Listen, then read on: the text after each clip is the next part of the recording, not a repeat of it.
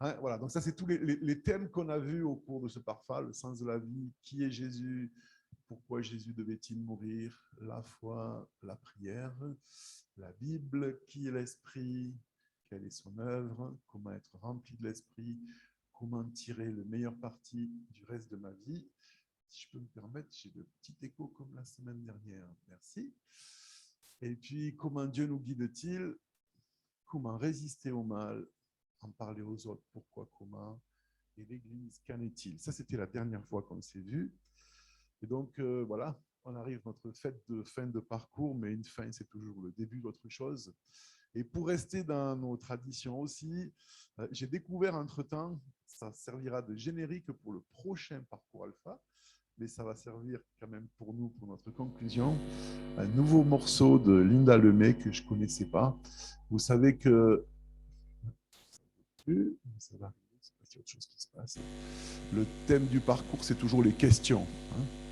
On est là pour se poser des questions, et puis chaque question soulève des questions, et la question soulève des questions. Mais les questions nous rendent intelligents parce qu'on continue de réfléchir, de chercher, d'avancer, et puis de progresser, où qu'on en soit, chacun d'entre nous. Toujours se poser des questions. Et là, donc, c'est un morceau que j'ai trouvé très intéressant. C'est un dernier album de Linda Lemay. Je n'avais pas fait attention quand je l'avais écouté. La grande question. Alors, vous allez voir, il est un petit peu long, il y a beaucoup de textes, mais elle pose beaucoup de questions et j'ai trouvé que ça allait vraiment dans l'idée du parcours. Alors, on va l'écouter ensemble.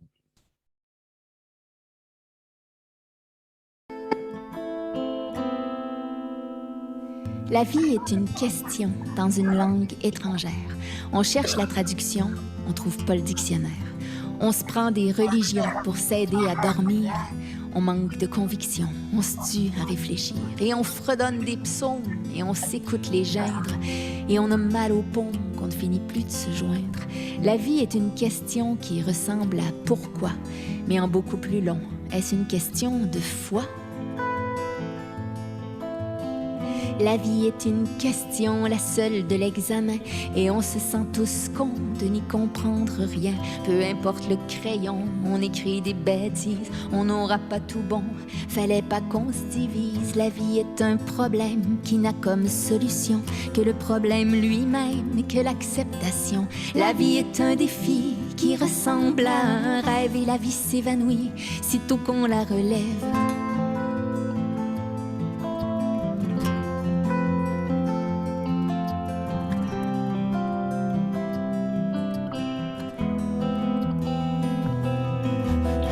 La vie est une question plutôt mal formulée. Tant pis pour ce qu'on répond, on s'est déjà trompé. On se dit faisons de notre mieux, c'est tout ce que l'on peut faire. Alors on devient deux, alors on forme une paire, puis on est amoureux. Et puis on en est fier, et puis on devient vieux. Et puis soudain on se perd, et puis on devient seul. Et puis c'est là que l'enfer, on se le prend en pleine gueule. C'est le monde à l'envers. On investit de l'amour dans une passion parfaite, et on finit le cœur lourd dans une maison de retraite. La vie est une question qu'il faut pas trop se poser. On trouvera pas de raison à son absurdité. Elle sert à mesurer notre degré d'espoir. Elle nous défie de briller malgré le grand brouillard. La vie est une question en suspens. C'est une aberration et faut la vivre pleinement.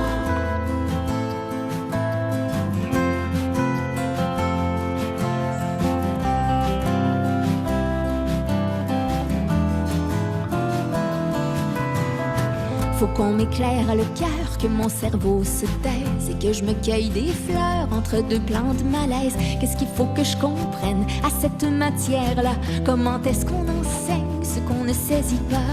J'aimerais pouvoir crier que j'ai la solution, que j'ai si bien prié, que j'ai changé de vision, que tout est une banale question de perception, que rien n'est plus fatal que la désillusion.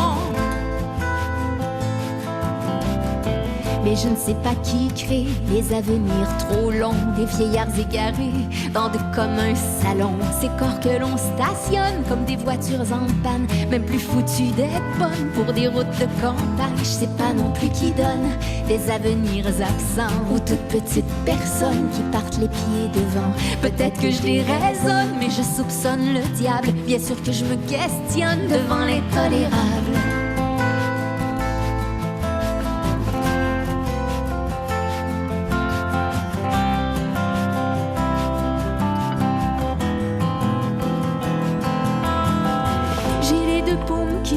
Tellement mes mains se frottent, je sais pas si Jésus va me donner une bonne note quand j'aurai bien vécu. C'est que le destin me complote quand je me serai rendu au seuil de sa vieille porte. Il doit y avoir un but à cette énigme idiote. Je veux pas mourir déçu, mais je veux pas vivre sotte. Je comprends pas ce qu'il y a de mal à se demander pourquoi. Y a pas de bien sans mal, y a pas de chaud sans froid. Puisque le match est nul depuis le début des temps, ça semble ridicule de se battre plus longtemps. Est-ce qu'on doit croire au ciel ou craindre le trou noir? Où vont les hirondelles qui n'ont plus de perchoir quand elles ont mal aux ailes et qu'elles ne chantent plus? Qu'ont-elles d'éternel les créatures perdues? La vie est une question et la question m'obsède. Pourquoi la vivre à fond puisque tous les fonds cèdent?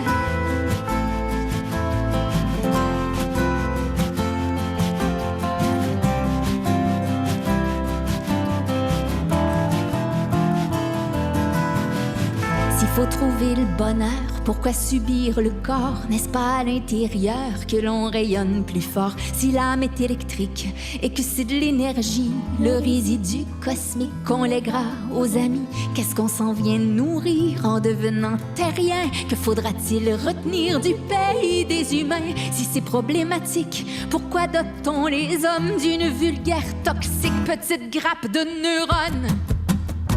Un emballage de peau, ses pouvoirs, ses désirs, c'est comme un gros cadeau dont faut pas trop se servir. La vie est un mystère que je n'éluciderai qu'une fois ses pieds sous terre, enfin à tes côtés. En attendant, je veille et je demande aux nuages de libérer le soleil qui t'a pris en otage. Et quand le ciel se dégage, que tombent des rayons, le soleil à ton visage, l'univers à ton nom. Je sais que tu es là, c'est plus qu'une impression. Est-ce parce que j'ai la foi? Voilà la grande question.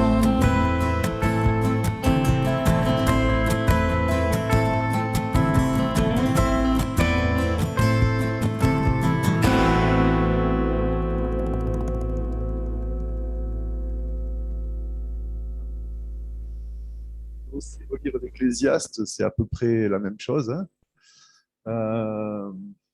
Voilà.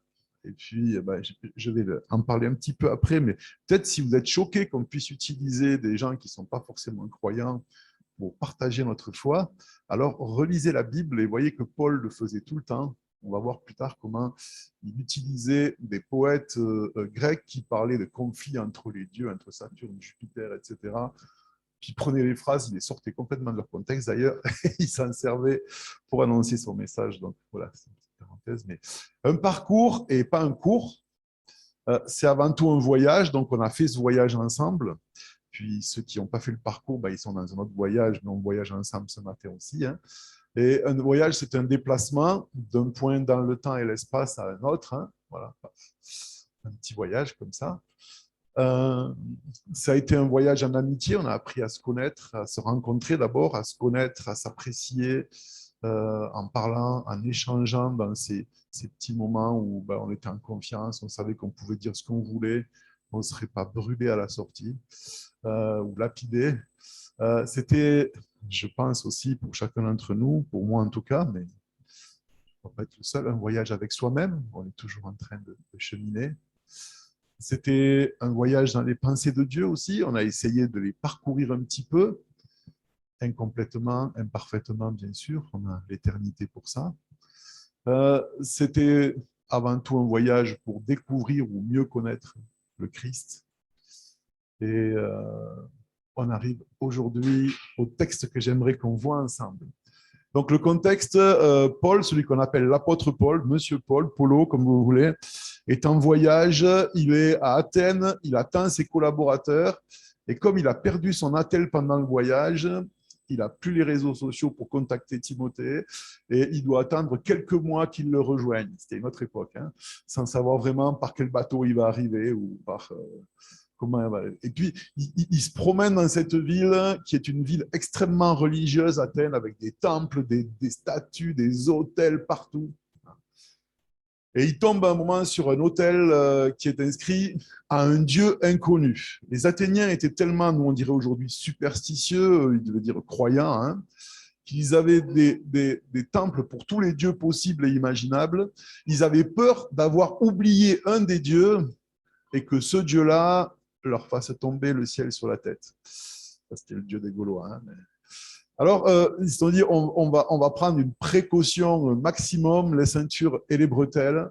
Ils ont construit un dieu et puis dessus, ils ont écrit « à un dieu inconnu ». Hein. Comme ça, s'il y en a un qu'on a oublié dans notre panthéon, avec, au moins celui-là, on va l'apaiser comme ça. Et Paul passe là et il voit toutes ces choses-là et en plus, il sait à quelle occasion cet autel a été dressé. Hein.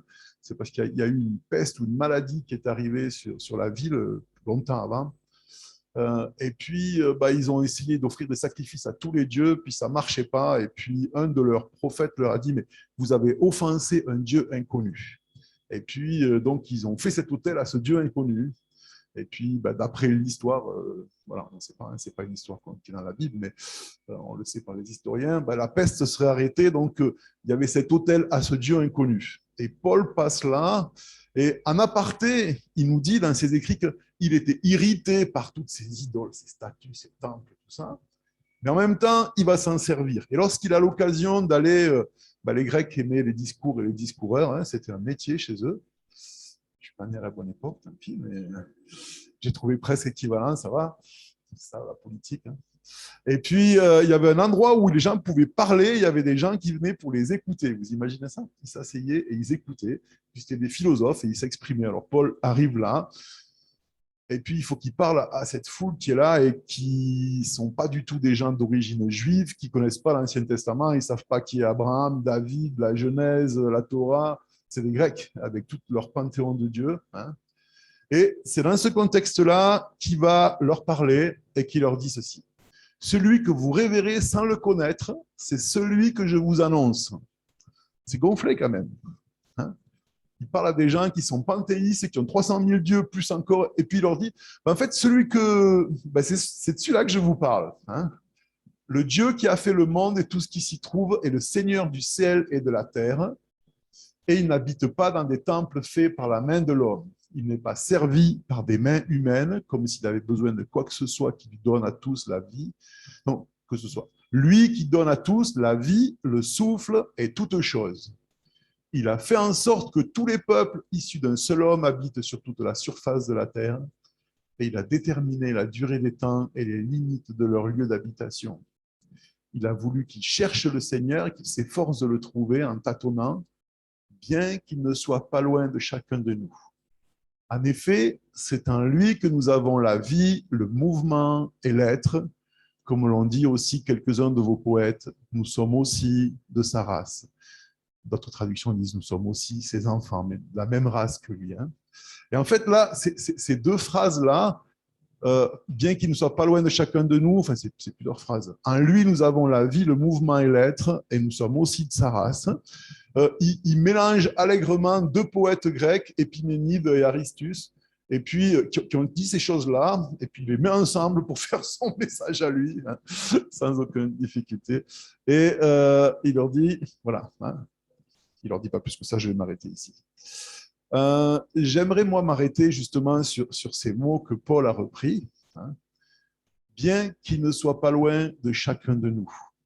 C'est une chose qu'on s'est aperçue dans ces parcours alpha, et je trouve que c'est très intéressant aussi pour les gens qui sont croyants, j'allais dire depuis tout petit, qui sont grandis, selon l'expression consacrée, entre deux pages d'une Bible, de s'apercevoir que des gens peuvent découvrir Dieu autrement, différemment, pas par le même cheminement que nous. Des gens qui n'ont pas fait l'école du dimanche, à qui on n'a pas demandé un jour de lever la main à la fin d'un message ou quelque chose comme ça. et qui, dans leur recherche, arrivent aussi, même Dieu, hein, bien sûr, par un chemin différent, parce qu'en fait, il n'est pas loin. Hein. Lorsque Jésus parle avec ses disciples et puis que les gens religieux de l'époque disent « Oui, mais bon, le royaume de Dieu, il est où ce royaume dont tu nous parles? C'est qui le roi et comment ça se passe ?» Et il leur dit « Ce royaume ne vient pas de manière à frapper les regards, ce royaume est au-dedans de vous. » Donc quand il dit « Il n'est pas loin de chacun de nous », c'est même très près. Il peut être en chacun de nous. Il n'y est pas déjà, hein, mais il y a la porte d'accès en chacun d'entre nous pour le rencontrer. Et il continue donc en citant cet autre poète. En lui, nous avons la vie, le mouvement et l'être. Et j'aimerais m'arrêter là-dessus un petit peu ce matin. En lui, nous avons la vie. Pour ceux qui me connaissent un peu, vous savez que c'est un sujet sur lequel j'aime beaucoup revenir. La vie, cette fameuse vie éternelle qu'on a résumée à ne pas griller sur une rôtissoire quand on sera mort. C'est cool. Non, parce que c'est vrai que l'idée de passer un temps infini sur une rôtissoire, c'est pas agréable. Hein. Mais c'est triste parce que du coup, ça veut dire que pour cette vie, à part des embêtements parce qu'on est chrétien, des persécutions, et puis les gens vont se moquer de nous, on doit renoncer à tout ce qui est agréable et puis se taper la vie en souffrant. Mais c'est pas grave parce que quand on sera mort, on n'ira pas sur la rôtissoire. C'est pas de ça que Jésus parlait. Hein. Si j'ai pas trouvé la vie éternelle pour la vivre quand je suis en vie, j'allais dire ici aujourd'hui, elle me servira à quoi après cette vie? Je ne la reconnaîtrai même pas. La vie éternelle, ce n'est pas juste une vie sans fin, parce que l'enfer aussi, c'est une vie éternelle, et puis l'éternité, ça dure longtemps, mais la vie éternelle dont nous parle Dieu, c'est une qualité de vie. Et c'est une qualité de vie que nous sommes appelés à découvrir, bien sûr, pas pleinement, mais à expérimenter et à vivre maintenant. Lorsque Jésus dit « Si vous venez à moi, des fleuves d'eau vive couleront de vous, de votre être intérieur », il ne parlait pas pour après cette vie. Hein. Ça sera vrai aussi après, mais on ne sait pas comment ça sera après. Ça sera encore mieux, ça sera bien. Et pour le moment, on est en vie, si on est là, on est sur Terre, on a encore notre vie pour certains, beaucoup, pour d'autres un petit bout, peu importe, on ne sait pas, à vivre. Hein. Et Christ est venu pour que nous vivions de cette vie, de cette qualité de vie qu'on appelle éternelle, mais c'est juste un des qualificatifs, et qu'on la vive vraiment. On a parlé dernièrement, quand Virginie a présidé, hein, de la différence entre vivre et exister. Il y a beaucoup de choses vivantes qui sont là, les plantes, les animaux, etc. Ils sont là, ils sont vivants, ils existent. Et puis, beaucoup d'êtres humains sont à peu près au même niveau. Moi, je dis comme les concombres de mer, qui sont à la fois un mollusque et un légume. Ils sont vivants. On travaille pour manger, on mange pour travailler. Alors oui, bien sûr, on inclut là-dedans, on va au culte le dimanche ou le mercredi ou le jeudi, on fait nos petites activités. Mais ce n'est pas ça la vie éternelle. Cette vie, c'est cette qualité de vie où on est conscient que Dieu est là, je suis en communion avec lui, même si je ne comprends pas tout ce que ça veut dire. Hein. Et puis, je suis conscient de vivre ce moment-là avec lui. Et d'ailleurs, que font les êtres humains? Les êtres humains, j'allais dire normaux, tout le monde. Hein.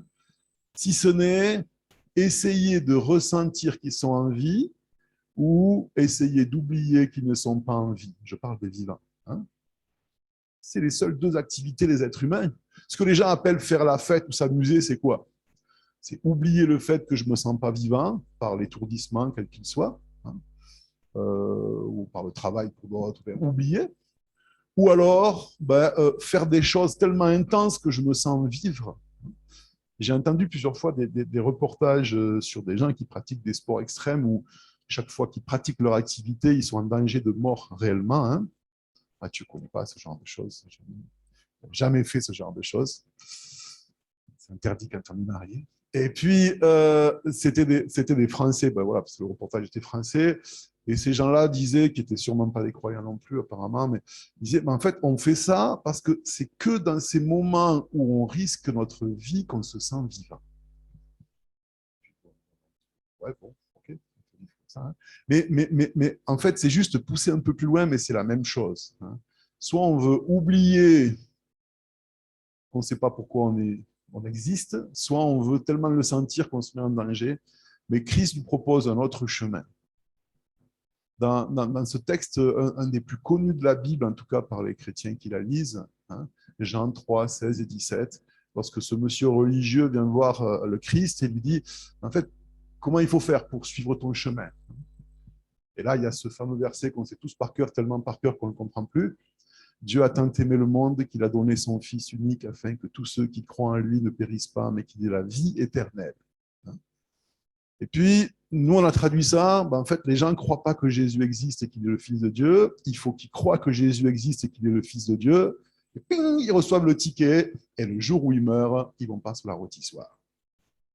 C'est pas de ça que Jésus leur parle. Ça, c'est une des conséquences, mais j'allais dire, c'est presque un détail pour nous les vivants. Afin que ceux qui croient que Jésus est qui il est, c'est-à-dire il faut savoir qui il est, c'est pas juste croire qu'il a existé, qu'il est Dieu, qu'il est mort et ressuscité. Évidemment, c'est le minimum. C'est comme si on disait, pour apprécier un livre, il faut savoir lire. Alors, à partir du moment où je sais lire, je pense que j'ai lu. Non, j'ai appris à lire, c'est évident, sinon je ne peux pas lire. Mais après, quand je lis un livre, j'ai oublié que le travail que j'ai fait pour apprendre la lecture. Ce qui est intéressant, c'est ce qui est contenu dans le livre. Croire en Jésus, évidemment, c'est savoir qu'il a existé et historiquement et réellement qu'il est qui il est, qu'il est mort, qu'il est ressuscité, ce qu'il a fait, ce que ça signifie pour qu'on soit réconcilié avec Dieu. Mais ça, c'est l'équivalent d'apprendre à lire. Et après, il faut lire, connaître qui il est, et c'est ça la vie éternelle. Et donc, la vie, ce n'est pas juste le fait de ne pas exister, c'est le fait de vivre dans cette conscience que Dieu est là avec moi, qu'il est en moi, il est plus que tout près de moi, il est en moi, hein. Christ en nous, l'apôtre Paul dit. Et dans les moments où je peux vivre ma vie normale, avec cette conscience-là, c'est fabuleux. Je vis. Et pourquoi on lit nos Bibles? Pour le connaître et pour vivre ça. Pourquoi on chante des chants qu'on appelle de louanges, hein? Parce que ça fait partie des outils qui nous permettent de nous connecter à lui aussi. Pourquoi on parle entre nous, croyants ou non-croyants, où on discute? Pour stimuler notre réflexion, nos questions, pour vivre ces moments-là où, tout d'un coup, je sais que on l'est toujours, mais je suis bien conscient que je suis connecté à lui et je vis, hein, cette vie éternelle. Et donc, Dieu nous a donné la vie et il nous a donné le mouvement. Les êtres humains, dès qu'on vit quelque chose de beau, ce qui est super, ça arrive, hein, quel que soit le domaine, on veut le figer. On veut en faire... Hein, lorsque les disciples sont avec Jésus sur la montagne, et puis, ouais, c'est assez incroyable. Jésus discute avec des gens qui sont morts depuis des centaines d'années.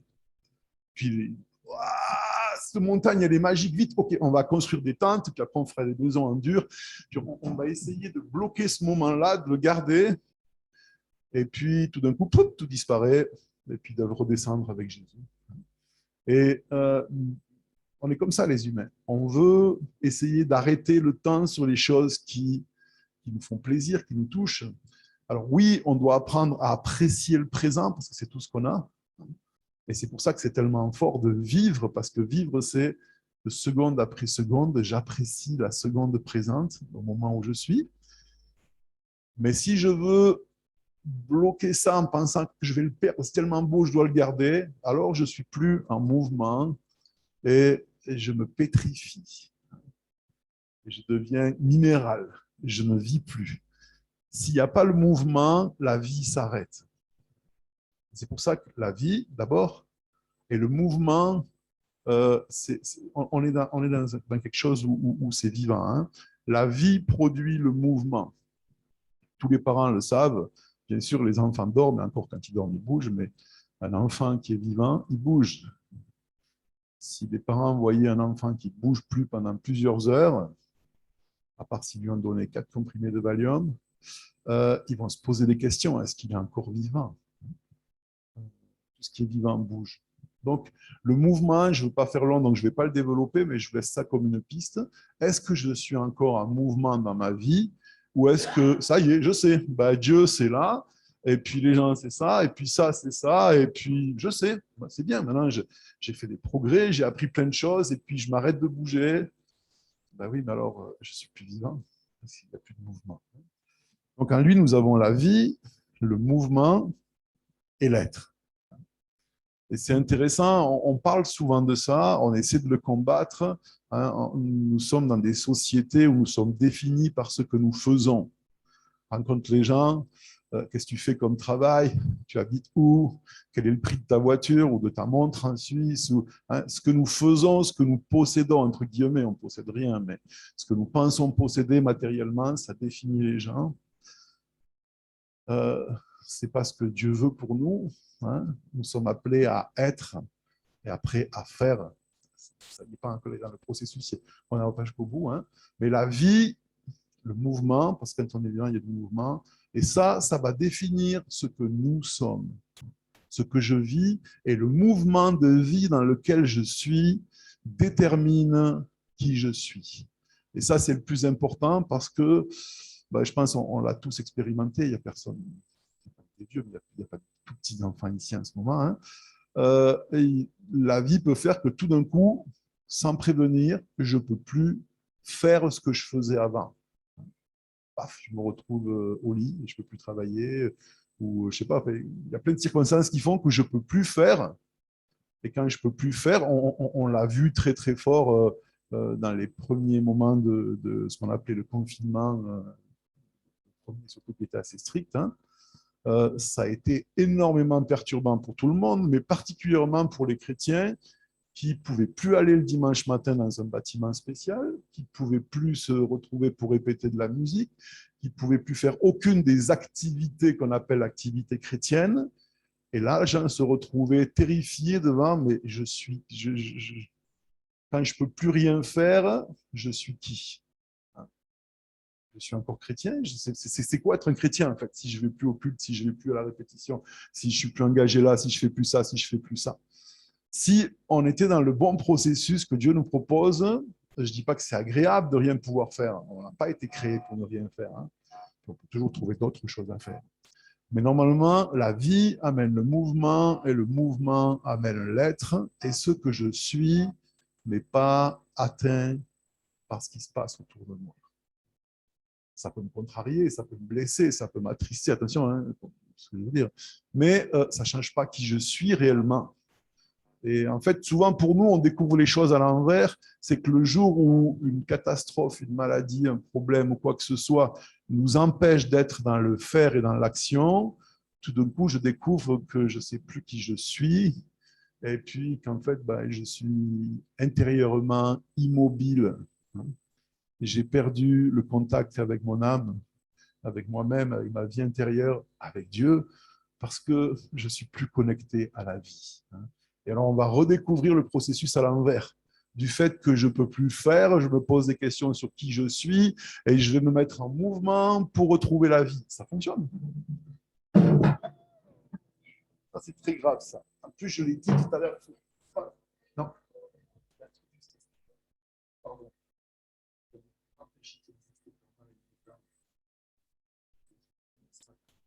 Désolé. Le mouvement, mais pas trop, quoi. Quand il y a des instruments à côté. On va vérifier qu'elle n'est pas abîmée. Ça m'a perturbé. Vous voyez ? Ça me fait mal. Ah, excusez-moi. Je suis encore très émotif. La vie, le mouvement et l'être. Voilà. Hein. Donc, si on prend les choses à l'endroit, ça sera quand même plus simple. Et puis, bien sûr, si j'ai ces choses-là, alors après, il y a l'action. Hein. Et la Bible est très claire là-dessus aussi. Si je fais rien, en fait, c'est parce qu'il n'y a pas tout le processus. Je ne suis pas vivant et je ne suis pas en mouvement et je ne sais pas qui je suis et donc je ne fais rien. Hein, voilà. Je suis effectivement un minéral ou un végétal. Mais le bon sens, c'est dans ce sens-là. La vie, le mouvement, l'être. Et puis, on va aller de l'avant avec ça. Alors, je crois que c'est une des choses qu'on a essayé de découvrir dans ce parcours, mais dans tous nos parcours de vie ensemble aussi, c'est ce qu'on veut apprendre et on veut continuer. Et une des raisons pour lesquelles on est ensemble ce matin, c'est pour s'encourager là-dedans. Et c'est pour ça que dans ce processus, les questions sont importantes. Ce n'est pas le fait que la question soit juste ou fausse, mais tout ce qui nous questionne, nous met en mouvement et puis nous permet de nous apercevoir si nous sommes en vie ou pas. Ou si je suis en train d'essayer de construire une espèce de petit temple dans lequel je peux immobiliser un moment de ma vie alors que Dieu veut autre chose. Et on a besoin les uns des autres pour ça, pour s'en apercevoir, pour avancer, pour progresser. Alors, en lui, nous avons la vie, le mouvement et l'être, mais ça ne veut pas dire courir partout pour faire plein de choses. Ça veut dire voilà, savoir être connecté avec Dieu, un mouvement à l'intérieur, et puis ça nous amène à nous connecter aussi les uns aux autres. Et puis là, alors peut-être on va faire des choses, seuls ou ensemble, à plusieurs, et aller de l'avant. Et voilà, c'est ce que je voulais vous partager ce matin.